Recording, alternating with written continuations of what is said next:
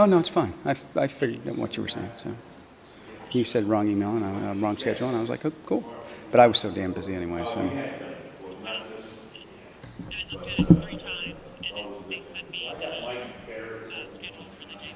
Oh, you're kidding me. So.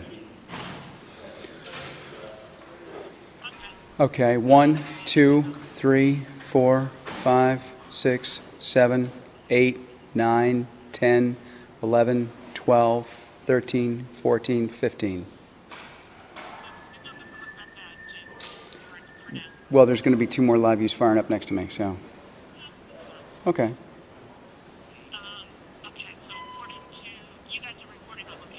We are rolling on location, yes. And according to this, it's just being fed back, so Correct. I don't know if it's going live. I understand. Nobody told us, and yeah, that's all it is. I mean, yeah. So you want the feed left up?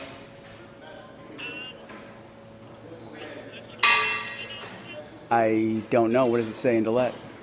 It says, events start 8, event ends 10. I guess then, I would leave it up, I guess. yeah, we're going to leave it up and run it. Okay. Yeah. Okay.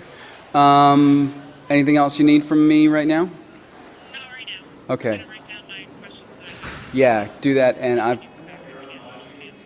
going to call the desk, and I got a question for them about letting it run, but I think that's what we're supposed to do, so. Okay, you got it. All right. Thanks much. Bye-bye.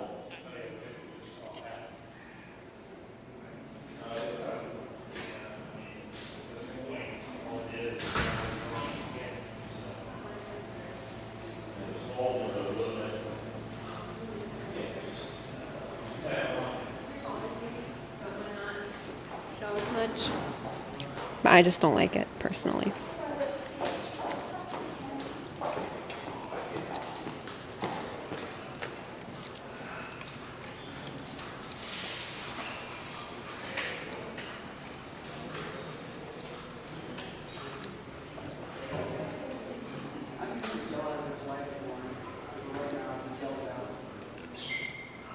It's a mixture of daylight and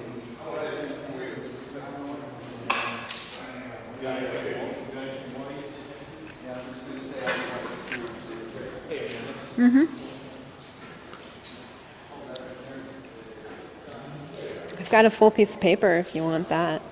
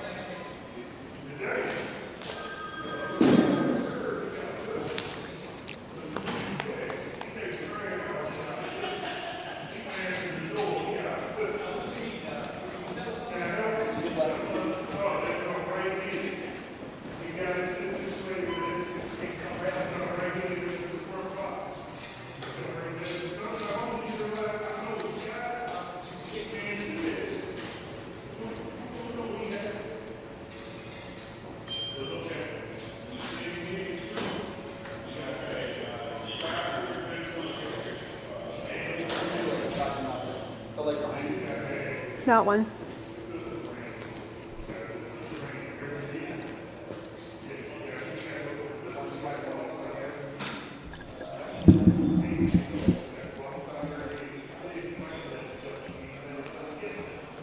Better?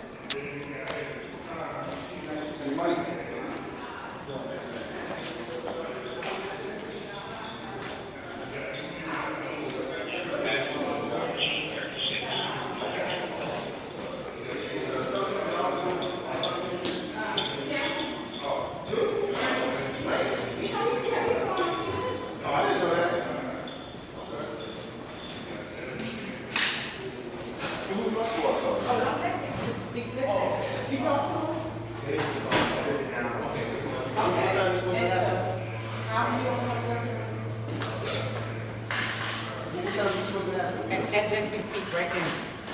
As we speak. As we speak. Yes. Good morning. How you doing? Good. How are you? Good.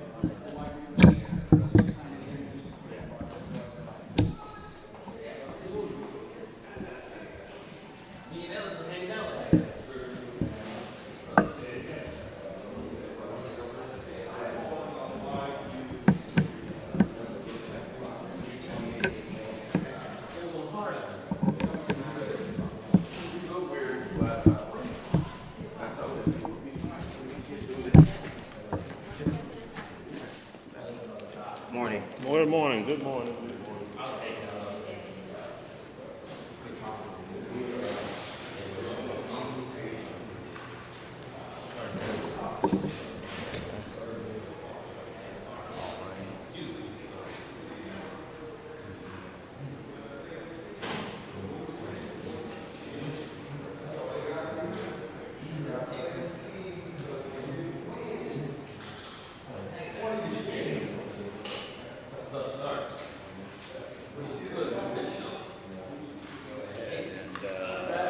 Talk into here, check test 1, 2, 3, 4, 5. So hopefully you'll see that.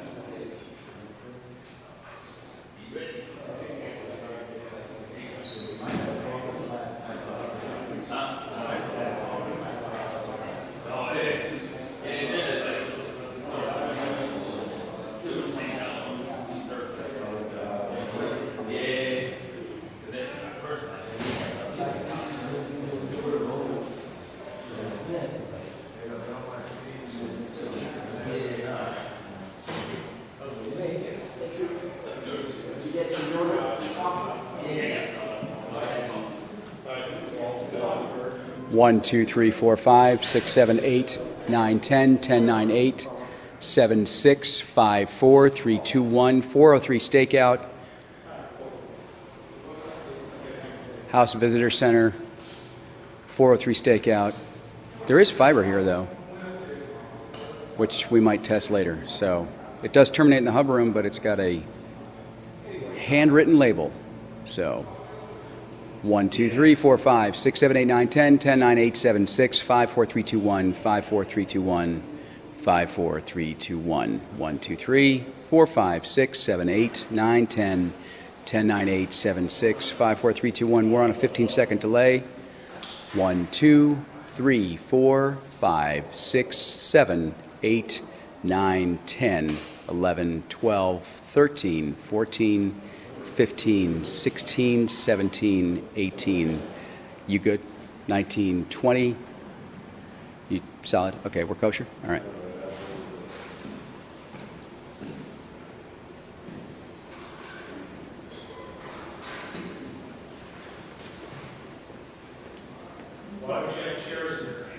Chairs. Rodney and I both thought of packing them and then forgot them. Well, hopefully Come it won't on, be where here are long. they, man? I'll kill you aside. Real.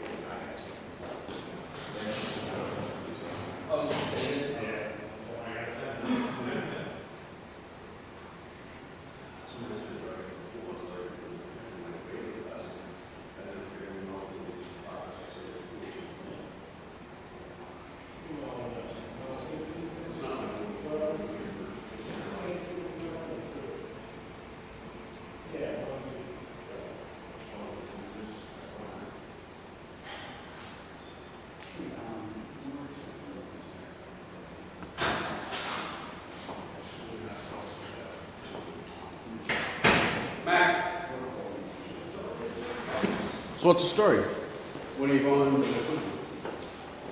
gonna go Saturday. Yeah.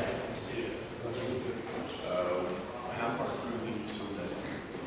Another half on Friday, on Friday forward. So. You're like the next one. I saw Bob yesterday, he said he's doing Tuesday. Oh, yeah. We have 6 people. Saturday. And then the other. Where are you gonna be? I don't know. That's what we wanted.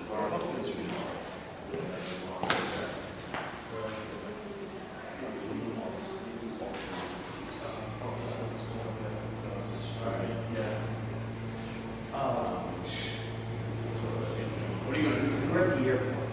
Oh, okay. I don't know what that means. I looked one time, it's 15 or 20 minutes.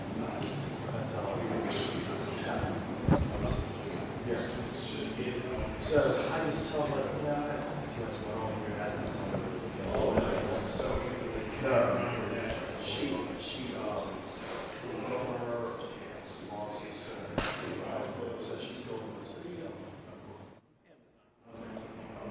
They got heads 50.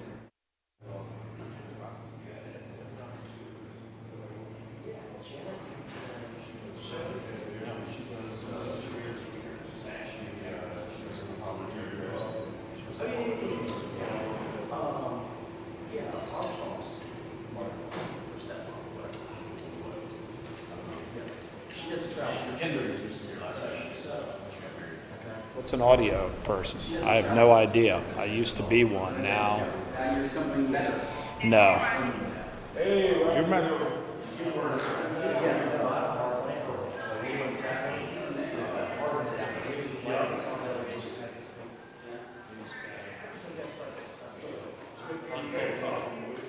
He told me, you know, when I first started, they wanted me to be a cameraman, but I found it demeaning. So, and I agree with him. So, yeah, pretty much. Keck test went, they're on a 20-second delay? No. Less? What? Come on. You want maximum delay. No. I always do maximum unless I'm doing lives. I mean, what's it?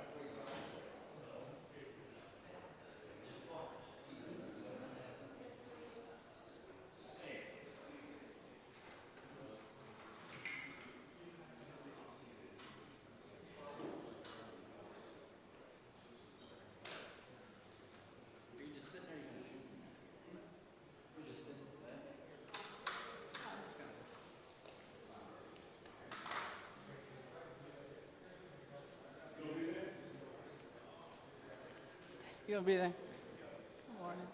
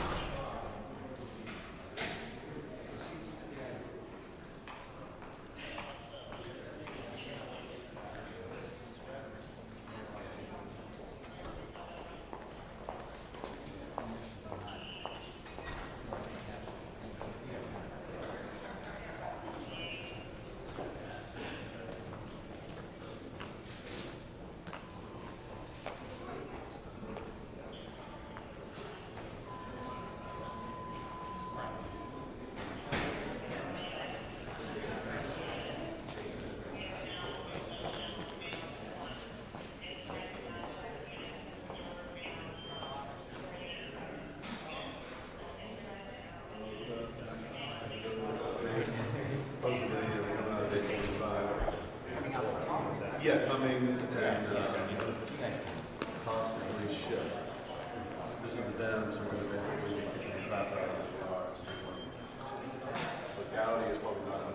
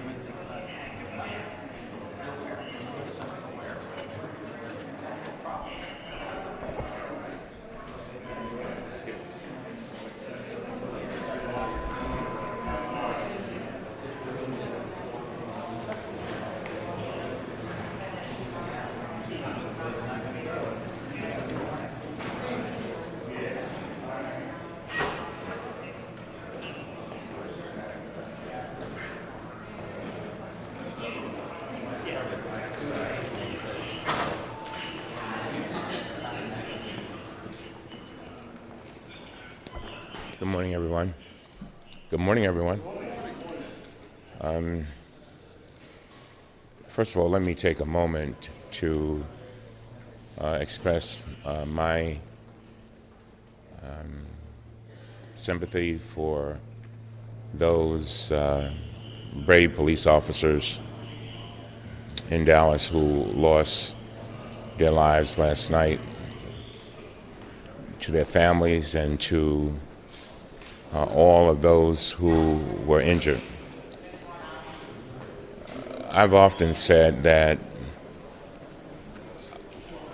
our communities and our people need the police to protect and serve them, and at the same time, the police need the cooperation of the public to do their jobs. And I'm hoping that this moment in history will be one of those moments that causes us to reflect on where we are and not turn against each other, but turn towards each other in an effort to try to make sure that these kinds of tragic incidents do not happen again. And so here we are, more than 26 months after the Benghazi Select Committee was established, and 26 months after I requested a business meeting, and we're finally having our first business meeting. And guess what? After the public has spent, well, the public funds have been used to the degree of $7 million.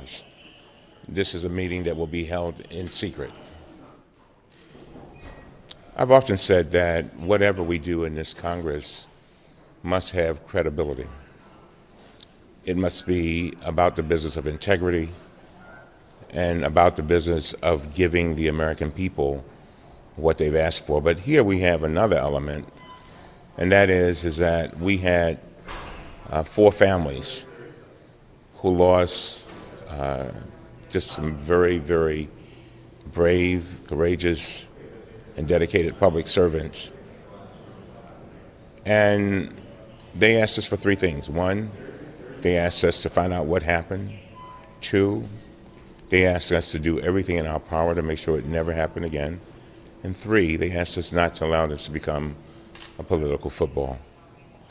I got to tell you that I'm very disappointed that we now, at the supposedly the end of this committee, we now find ourselves here in secret. But guess what?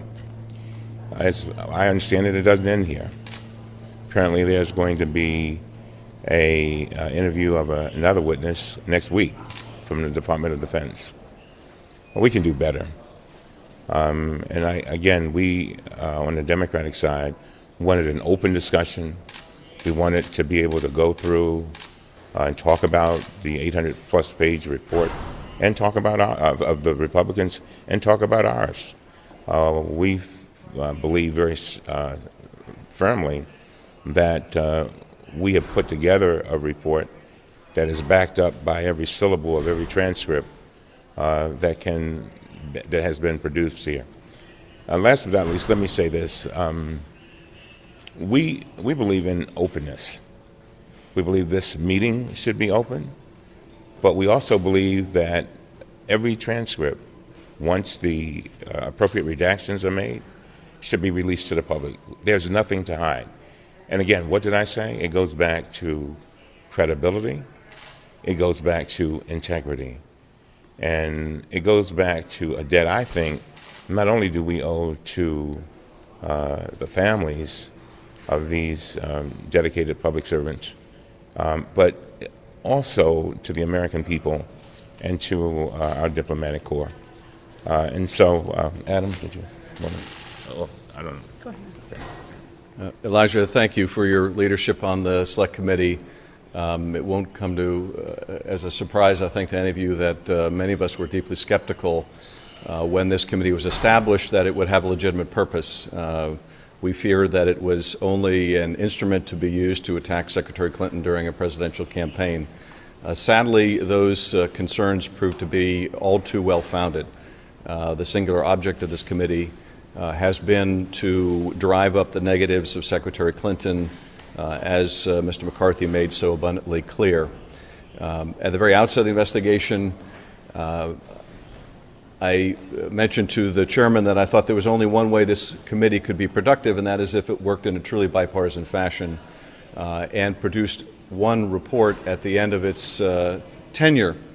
If the committee's work devolved into a partisan effort, if it instead produced a majority report and a minority report, it would add no value. And in fact, 2 years and $7 million later, by virtue of the decisions made by the leadership of this committee, it was run in an excessively partisan way. Democrats were excluded from certain witness interviews, not even told about them when they contradicted the narrative that the majority wanted to tell. The majority violated its own House rules in terms of the deposition of witnesses, the issuance of subpoenas, and now in characteristic fashion, what began with such high-profile announcement ends quietly in the basement of this building in a secret hearing. Not surprisingly, given that the subject of this investigation had been covered by 8 other investigations, bipartisan investigations, as well as the Accountability Review Board, we learned nothing that altered the core conclusions of those other 8 investigations. We added little or no value to what had gone on before, but we did do something significant, and that is we established a terrible precedent that will haunt this building, and that precedent is that a taxpayer-funded select investigative committee can be used for strictly partisan purposes during a presidential campaign. I had hoped that the ultimate failure of this committee, as it has failed, would discourage its repetition again, but we see in the course of the last several days that has not discouraged calls for additional investigatory committees, again with the objective of trying to interfere in the presidential race and use taxpayer resources to do the work of the Republican National Committee. It's a terrible but not unsurprising conclusion to this 2 years of effort, and we can only hope, although the evidence certainly points to the contrary, that we will not repeat this abuse of congressional investigative authority. Thank you. Ms. Sanchez. Thank you. It's has really been an eye-opening experience to serve on the Select Committee on Benghazi, and I'm proud to serve with excellent members like Mr. Cummings and Mr. Schiff. You know, given the events of the past 48 hours in Louisiana and Minneapolis and Dallas, I can't help but notice that there are really pressing challenges that confront our country. And instead of wrapping our arms around those challenges and leading, as members of Congress should, we are here today continuing an investigation at taxpayer expense that has essentially come to no new conclusions that contradict conclusions that have been put out in 9 previous investigative reports. It's disappointing to say the least, and it's not worthy of the promises that were made to the families who lost loved ones. We promised to go where the facts led us. We promised that there would be openness and that there would be a search for the truth. And yet we've seen at every turn that when the facts, as presented by witness testimony and interviews, don't fit the wild narratives and allegations of the Republican majority, they just move on to the next conspiracy theory. I